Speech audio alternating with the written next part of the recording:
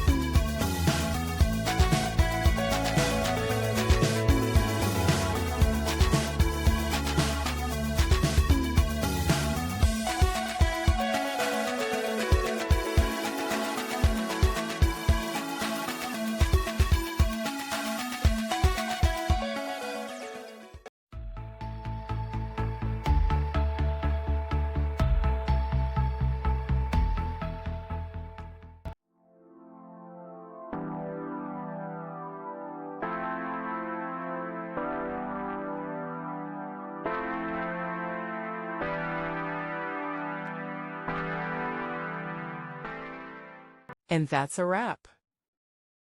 I hope you found the answer you were looking for. If you did, take a second to hit that subscribe button. It really helps out. And let me know in the comments which solution worked best for you. See you next time in the debug zone.